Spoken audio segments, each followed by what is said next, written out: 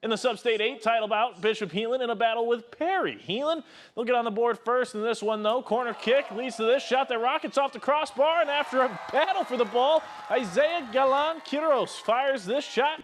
It's good. Crusaders up 1-0. Bishop Heelan also showing up on the defensive side. Aaron Garcia with the ups to get the palms on this ball. That keeps Perry scoreless. Jump ahead into the second half. Heelan up 1-0 at this point, but Chris Pena puts a great move on while attacking. He'll sneak this one by the Blue Jays goalie, and it's 3-0 Heelan. That would be the final score. Crusaders, they advance to the Class 2A state tournament. It's been a 4-year thing for us. Like every year for the past 4 years we've gone, and I feel like it's just like something we have to continue doing as a program.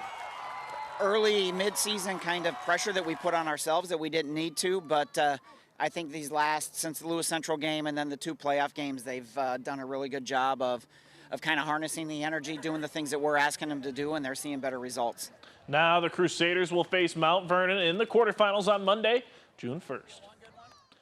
Other area soccer scores, West Sioux picks up a win in their sub-state final over North Fayette Valley 6-0. That means the Falcons, they get a chance to defend their title. They got the 2 seed. They'll face Pella Christian in the opening round. More Class 1A sub-state final action. The Western Christian Wolfpack win 2-1 over Hudson. The Wolfpack, they'll take on 3rd-seeded St. Albert on Monday in the quarterfinals.